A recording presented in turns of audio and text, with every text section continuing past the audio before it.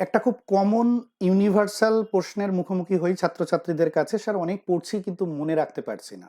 আজকে এরকম একটু অফবিট টপিক নিয়ে আলোচনা করার ইচ্ছে হলো, স্মৃতি বা মেমোরি নিয়ে। বিশুদ্ধ যদি মনোবিজ্ঞানের দৃষ্টিভঙ্গিতে দেখি তাহলে সেটা আমাদের বোধগম্য হবে না, বিজ্ঞানের দৃষ্টিভঙ্গিতেও নয়। একেবারে স্টুডেন্ট হিসাবে তোমাদের প্রেক্ষিতে তোমাদের মতো করে উপস্থাপন করার চেষ্টা করব। এর পিছনের কার্যকারণ সম্পর্কটাকে যদি জানতে পারো, দেখবে মনে রাখার ক্ষমতাটা তোমাদের বাড়বে। তো আমরা সরাসরি আলোচনায় চলে যাচ্ছি। ভিডিওটা শেষ পর্যন্ত দেখো দেখো যারা পড়াশোনার মধ্যে যুক্ত রয়েছে তাদের মেমোরির অবভিয়াসলি এনহ্যান্স হবে। মেমোরি কি? মেমোরি হচ্ছে ব্রেনের একটা ফ্যাকাল্টি, তোমরা সবাই জানো, সেজন্য আমি একটা ব্রেনের ছবি দিয়েছি। তো এর মূল কাজ কি? ডেটা বা ইনফরমেশনকে এনকোড করে রাখে। আমি এনকোডটা পরে এক্সপ্লেন করব কি জিনিস। স্টোর করে, এনকোড করলে তবে সে স্টোর হয়, এবং স্টোর হওয়ার পরে কেন স্টোর করি আমরা? যখন দরকার লাগবে তাকে রিট্রিভ করে আনবো। সুতরাং রিটেনশন অফ ইনফরমেশন, সে ধারণ ক্ষমতা, ইনফরমেশনের ধারণ ক্ষমতাটাই হচ্ছে মেমোরি, যেটা ওভার টাইম যখন দরকার পড়বে, ফিউচার অ্যাকশনে আমার লাগবে, তখন যেন আমি তাকে নিয়ে টেনে আনতে পারি। সুতরাং খুব আগেই বলেছি আমি বিজ্ঞানের ভাষায় যাব না, মেমোরি যে সেন্ট্রাল নার্ভাস সিস্টেমের একটা অংশ ইত্যাদি ইত্যাদিতে যাব না। সিম্পলি আমাদের মেমোরি ফরমেশন হয় কিভাবে, আমি ছোট্ট একটা এক্সাম্পল দিই। পড়াশোনার ক্ষেত্রেও যা, মোটামুটি মেমোরির একটা ছোট্ট সিম্পল এক্সাম্পল, তুমি বাসে করে যাচ্ছ, অনেক বিল বোর্ড তোমার চোখে পড়ছে, তুমি দীপিকা পাড়ুকানের ফ্যান, তার সেই অ্যাক্ট্রেসের ফ্যান। হঠাৎ দেখলে দীপিকা পাড়ুকানের একটা অ্যাড, দ্যাট মিনস ইনপুট আসছে, আমার ইন্দ্রিয় স্টিমুলিগুলো সেগুলো দেখতে দেখতে চলে যাচ্ছে। কিন্তু দীপিকা পাড়ুকানের ফ্যান এই যতগুলো দেখছো ততগুলো সঙ্গে সঙ্গে তোমার সেন্সারি মেমোরিতেই যাচ্ছে, দেখলাম দেখলাম দেখলাম, কয়েক সেকেন্ডের জন্য থাকে। এবার দীপিকা পাড়ুকানের ফ্যান হওয়ার কারণে তুমি ওটাতে একটু অ্যাটেনশন পড়বে, সময় হয়তো সেম, অ্যাটেনশন পড়ার জন্যে ও চলে যাবে শর্ট টার্ম মেমোরিতে। এই অ্যাটেনশন না দিলে শর্ট টার্ম মেমোরিতে যাবে না। তাহলে ফার্স্ট পয়েন্ট বুঝতে পেরেছো, পড়াশোনায় মেমোরির প্রথম আমাদের পড়াশোনার ক্ষেত্রে attention is necessary, imperative. Attention দিলেই তবে ও সেন্সারি মেমোরি থেকে শর্ট টার্ম মেমোরিতে যাবে। এবার শর্ট টার্ম মেমোরিতে যাওয়ার পর ও কিছুক্ষণ থাকে, খুব অল্প কয়েক সেকেন্ড বা কয়েক মিনিট থাকতে পারে। শর্ট টার্ম মেমোরিতে গেল, তারপরে অটোমেটিক্যালি ও ভুলে যায়। কিন্তু দীপিকা পাড়ুকানের তুমি বিগ ফ্যান হওয়ার কারণে তোমার এবার মনের মধ্যে একটা ডেলিবারেট অ্যাটেম্পট আসবে, যে বিলবোর্ডটা কেমন ছিল, দীপিকা পাড়ুকানের ছবিটা কেমন ছিল, এটসেট্রা। এইটার মাধ্যমে তুমি এটাকে এনকোড করছো। দ্যাট মিনস তুমি এবার ওটাকে তোমার প্রয়োজনে ওটাকে তুমি এনকোড করে রাখছো। এনকোড করছো মানে ওকে তুমি কোডিং করছো তোমার ভেতরে, মেমোরির ভেতরে। কোডিং করলে ও গিয়ে পৌঁছাবে লং টার্ম মেমোরিতে। ভেরি সিম্পল ইকুয়েশন, কোনো রকম জটিলতা নেই, লেম্যান ল্যাঙ্গুয়েজে আমি বলছি। এবার লং টার্ম মেমোরিতেও রইলো। লং টার্ম মেমোরির কিন্তু huge capacity, unlimited capacity, but আমরা অ্যাট এ টাইম রিকল করতে পারি লিমিটেড। সুতরাং লং টার্ম মেমোরিতে যখন ও থাকলো, এবং তারপর আর কোনো কারণে ওকে তুমি রিভিজিট করলে না কোনো সময়, কিভাবে রিভিজিট করতে হয়, যেটাকে আমরা বলি রিভিশন বা রিহার্সাল। রিভিজিট যদি না করো, ও লং টার্ম মেমোরি নতুন মেমোরি এনকোড হয়ে আবার ও আস্তে আস্তে পুরানোটাকে ফেড করে ফরগেটিংয়ে পাঠিয়ে দেবে।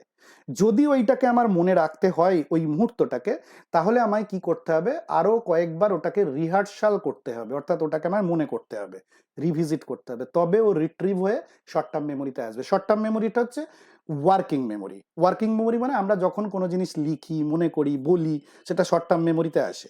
আর লং টার্মে স্টোর থাকে, আমার যখন প্রয়োজন হয় লং টার্ম থেকে টেনে এনে শর্ট টার্মে আনি। ফলে তুমি যতবার ওকে রিহার্সাল করবে, রিভিজিট করবে, তখন সে রিট্রিভ হবে তোমার শর্ট টার্ম মেমোরিতে। তাহলে শর্ট টার্ম মেমোরি রিহার্সালের মাধ্যমে আবার আমরা ওটাকে রিট্রিভ করতে পারি। এবার যতবার রিহার্সাল করে তুমি রিট্রিভ করলে ততবার ও আবার দ্বিতীয়বার এনকোডিং হবে, তৃতীয়বার এনকোডিং হবে, শক্তপোক্ত এনকোডিং হবে। ক্লিয়ার? তাহলে লং টার্ম মেমোরির কাজ হচ্ছে অনেক অ্যামাউন্ট অফ ইনফরমেশনকেও এনকোড করে, মানে স্টোর করে রাখতে পারে, এবং খুব গুরুত্বপূর্ণ পয়েন্ট, পোটেনশিয়ালি আনলিমিটেড ডিউরেশনের জন্যও পারে। কিন্তু আমাদের স্টুডেন্টের পার্সপেক্টিভে আনলিমিটেড ডিউরেশন লাগবে না, হিউজ সিলেবাস, পরীক্ষার দিনে ওই 3 ঘন্টা আমার মনে থাকলেই হবে। অনেক ইনফরমেশন আমরা, যেমন ধরো সাপোজ তোমার প্রথম প্রেমে ব্রেকআপের মুহূর্ত, তো সেইটা তুমি এতবার ভিজিট করো, স্মৃতিতে আনো, রিহার্সাল করে করে রিট্রিভ করো, যে দেখা যাবে লাইফের শেষ দিন পর্যন্ত মনে রাখতে পেরেছো। তো এইরকম রিভিজিট বা রিহার্সাল, এই জিনিসটা খুব ইম্পর্টেন্ট লং টার্ম মেমোরিকে কংক্রিট পজিশন দিতে গেলে। অতএব রিভিজিট হচ্ছে আমাদের একটা অত্যন্ত ইম্পর্টেন্ট পয়েন্ট মেমোরিতে মনে রাখার। তাহলে মেমোরি ফরমেশনটা কিরকম দাঁড়ালো, যে জিনিসটা আমি পড়ছি, আমার চোখ দেখছে, আমার মুখ পড়ছে, আমার নিজের পড়া নিজে কানে শুনছি, সব মিলিয়ে আমার ইন্দ্রিয়গুলো দেখছে, সেটা সেন্সার মেমোরিতে যাবে।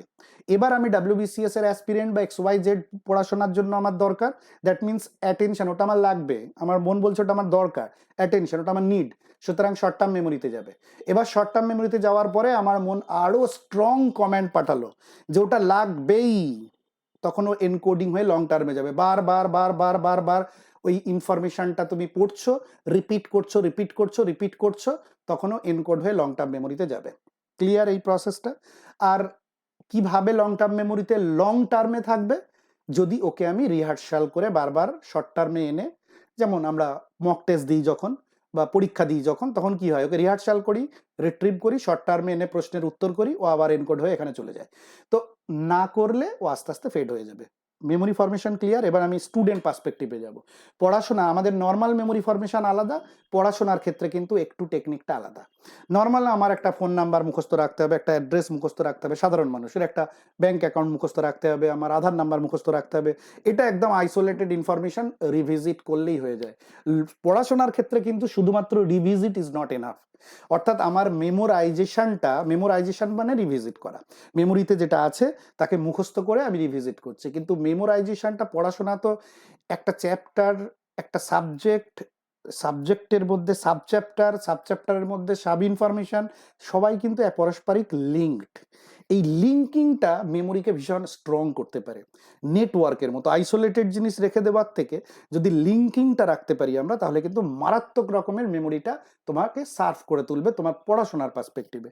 সুতরাং মেমোরাইজেশন এবং আন্ডারস্ট্যান্ড, আমরা বলি না অনেক সময় টিচাররা বুঝে পড়ো, এই বুঝে পড়োর মানে মিনিংটা হয়তো কেউ এক্সপ্লেন করি না আমরা, কিন্তু যদি এক্সপ্লেন করে তুমি বুঝতে পারো, তাহলে দেখবে তোমার এই মেমোরাইজেশনটা অনেক বেশি স্ট্রং হবে। অর্থাৎ তুমি অল্প পড়ে অনেক প্রশ্নের উত্তর করতে পারবে। অনেকে আছো দেখবে, আমি অনেক পড়েছি, ইনফরমেশন আমার ছিল, বাট কোশ্চেনটা একটু ঘুরিয়ে দেওয়ার কারণে আমি উত্তর করতে পারিনি। এর কারণ হচ্ছে আন্ডারস্ট্যান্ডিং এর ল্যাকিং ছিল। এবার আন্ডারস্ট্যান্ডিং আর মেমোরাইজেশনের মধ্যে ফারাক কি? মেমোরাইজেশন মানে আইসোলেটেড ইনফরমেশনকে স্টোর করবে, একটা ফোন নাম্বার, একটা ছোট্ট ইনফরমেশন। আন্ডারস্ট্যান্ডিং মানে যে ইনফরমেশনটা স্টোর করছি তার আগু পিছু লিঙ্ক করব। যেমন মুঘল সাম্রাজ্যের প্রথম সম্রাট বাবর, এই ইনফরমেশন একটা আইসোলেটেড ইনফরমেশন, একে যদি মেমোরাইজেশন করে 1000 বার মুখস্থ করো, ওইটুকু থাকবে, প্রশ্ন ওটা আসলে অ্যান্সার করতে পারবে। কিন্তু মুঘল সাম্রাজ্যের প্রথম সম্রাট বাবর, মুঘল সাম্রাজ্যের আগের কারা ছিল সুলতান, পরের কারা আছে, এগুলো তো তোমার চ্যাপ্টারের অংশ। এইগুলোকে প্রত্যেকটাকে আইসোলেটেড করে তো আমরা পড়বো না, আমরা চেষ্টা করব কানেক্ট করার। এটা কানেকশনটা ইতিহাসে অটোমেটিক হয়ে যায়। আমি যদি বিজ্ঞানের পার্সপেক্টিভে বলি, কার্বনের ভ্যালেন্সি 4, কার্বনের ভ্যালেন্সি 4, কার্বনের ভ্যালেন্সি 4, কার্বনের ভ্যালেন্সি 4 বারবার করে আমি এনকোড করলাম, মেমোরাইজেশনে হলো। কিন্তু কার্বনের ভ্যালেন্সি প্রশ্ন আসলে অ্যান্সার করতে পারবো। দিয়েছে ফ্লুরিনের ভ্যালেন্সি, আমি আর পারছি না, বিকজ আন্ডারস্ট্যান্ডিং নেই। তুমি অথচ ফ্লুরিনের ইলেকট্রন নাম্বার জানো, তুমি ফ্লুরিনের বাইরের কক্ষে কত আছে জানো, কারণ তুমি প্রত্যেকটাকে আইসোলেটেড ফর্মে মেমোরাইজ করেছো। যদি আন্ডারস্ট্যান্ডিং থাকতো, তাহলে ওই কার্বনের ভ্যালেন্সি 4, ওই একটা ইনফরমেশন এনাফ ফ্লুরিনের ভ্যালেন্সি বের করার জন্য। সুতরাং স্টুডেন্ট লাইফে যখন পড়াশোনা করি আমরা, তখন প্রি এক্সিস্টিং নলেজ, পরে যে অ্যাড হবে, সবের মধ্যে একটা কানেকশন আছে। এটাকে ইমপ্রুভ করব কি করে? এই কানেকশনটা যত স্ট্রং করতে পারবো, তত বেশি পরিমাণে পরীক্ষায় প্রশ্নের উত্তর আমি অ্যান্সার করতে পারবো একই পড়াশোনায়। তুমি যদি শুধু মেমোরাইজেশনে যে আইসোলেটেড ইনফরমেশন পাঠালে, সেই ছেলেটি যতগুলো প্রশ্নের উত্তর করতে পারবে, একই ইনফরমেশন স্টোর হয়ে আছে, স্টোরিংয়ে মানে ইনফরমেশনের যদি কেবি ধরি বা এমবি ধরি সেম, কিন্তু আন্ডারস্ট্যান্ডিং আছে, অর্থাৎ কানেকশন আছে, সে কিন্তু অনেক বেশি প্রশ্নের অ্যান্সার করে আসতে পারবে। কিরকম? আমি যদি একটু উদাহরণ দিই, তোমরা রিভিশন যখন করো, তোমরা যে বলো না যে পরীক্ষা তোমাদের যখন আমরা টেস্ট নিই, তোমরা বলো স্যার রিভিশন করছি কিন্তু ভুলে যাচ্ছি, রিভিশন করছি কিন্তু সেই একই রকম ভুল হচ্ছে, যে ভুল আগের পরীক্ষা হয়েছে এখনো তাই হচ্ছে। অ্যাকচুয়ালি তোমরা ভুল বলো, রিভিশন করো না, তোমরা রিভিজিট করো। রিভিজিট সাধারণ মানুষ করতে পারে, একটা ফোন নাম্বার, একটা অ্যাকাউন্ট নাম্বার, সে রিভিজিট করলো, ওটা থেকে গেল। রিভিশন মানে কিন্তু রিভিজিট নয়, রিভিশন মানে রিভিজিট ফর রিভিশন, অর্থাৎ ওটাকে তোমায় মডিফিকেশন করতে হবে, অর্থাৎ ওটাকে তোমায় এডিট করতে হবে। আমি যে জিনিসটাকে স্টোর করেছি আমার পরীক্ষার প্রস্তুতি হিসাবে, যতবার রিভিশন করব ততবার সেই প্রস্তুতিটার নতুন নতুন রিভাইজড এডিশন ওই লং টার্ম স্টোরে থাকবে। রিভাইজড মানে কি? আমি নতুন কানেকশন খুঁজে বের করবো। আমি আগে ইলেকট্রন পড়েছি, আমি প্রোটন পড়েছি, আমি ভ্যালেন্সি পড়েছি, আমি এখন কার্বন পড়েছি। প্রথমবার যখন পড়েছিলাম তখন তাদের মধ্যে কানেকশনটা পাইনি। আমি যখন দ্বিতীয়বার রিভিশন করছি, ইনফরমেশন কোনো অ্যাড হয়নি, কানেকশন অ্যাড হয়েছে, অর্থাৎ রিভাইজড স্টোর হলো। এক্সট্রা ইনফরমেশন, আনওয়ান্টেড ইনফরমেশনকে ডিলিট করা। তুমি বলবে স্যার মেমোরি থেকে কি করে ডিলিট করবে, এটা তো কম্পিউটার না। হ্যাঁ, অনেক এক্সট্রা ইনফরমেশন তোমাদের আছে, কিন্তু এক্সট্রা ইনফরমেশনও আমাদের পরীক্ষার ক্ষেত্রে অনেক বেশি অবস্ট্যাকল তৈরি করে। যে ইনফরমেশনগুলোর এক্সাম পার্সপেক্টিভে দরকার নেই, কোনো এক সময় ভুল করে পড়ে ফেলেছিলাম, সেগুলো ডেলিবারেটলি ডিলিট করা মানসিকতাটা রাখতে হবে। এবার তুমি বলবে ডিলিট কি করে করবো স্যার, কোন বাটনে প্রেস করতে হবে? আমি বলেছি যে memorisation is a deliberate attempt. তুমি যখন নিজে মনে করবে যে ওটা আমার প্রয়োজন নেই, তখন ও অটোমেটিক্যালি তোমার লং টার্ম মেমোরি থেকে ও আর শর্ট টার্মে আসবে না, ফরগেটিং এ চলে যাবে। আর যত বেশি আনওয়ান্টেড জিনিসকে ফরগেটিং এ পাঠাতে পারবে পরীক্ষার আগে, তত বেশি পরিমাণে প্রয়োজনীয় অংশটা অনেক স্ট্রং মেমোরি ফরমেশন তৈরি করবে। সুতরাং রিভিশন যতবার করবে, ততবার সেম কন্টেন্ট রিভিশন করলেও যদি কোনো এক্সট্রা একটা শব্দও অ্যাড না করো, প্রত্যেকবার কিন্তু তোমার কন্টেন্ট রিভাইজড ফরম্যাটে আসবে। অর্থাৎ তোমার শার্প হবে, ধারালো হবে, অস্ত্রটা অনেক বেশি ওই একই কন্টেন্ট দিয়ে অনেক বেশি প্রশ্নের উত্তর তখন তুমি করতে পারবে। সুতরাং রিভিশন যখন করবে, তখন রিভিজিট যখন করবে, তোমরা রিভিজিট না করে সেটাকে রিভাইজ করবে।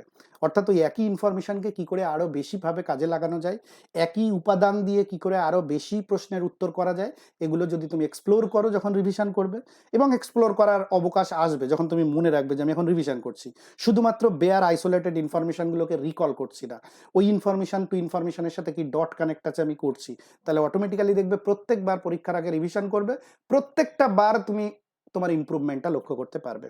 That's it. আশা করি এটা তোমাদের ভালো লেগেছে, এবং আমার মনে হলো এরকম অববিট দু একটা টপিক নিয়ে আগামী দিনে আরো আলোচনা করব। মেমোরি কি করে স্ট্রং করা যায়, কি করে পড়ে ঠিকঠাক জিনিসটাকে ঠিক সময়ে মনে রেখে রিকল করা যায়, তার প্রসেসটা আমরা জানলাম।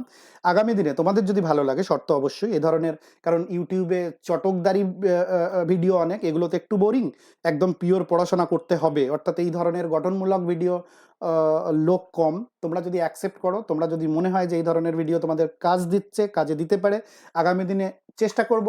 ভুলে যাওয়াও একটা কমন সিকনেস স্টুডেন্টদের, স্যার ভুলে যায়, এত পড়ি মনে রাখতে পারি না, আমি ভুলে যাওয়ার এই ব্যাকগ্রাউন্ডের বিজ্ঞানটা এক্সপ্লেন করার চেষ্টা করব। তো সবাই ভালো থেকো, আর এ ধরনের ভিডিও যদি ভালো লাগে, অবভিয়াসলি তোমাদের যদি ভালো লাগে তাহলে আবার বানাবো। ওকে, শুভরাত্রি।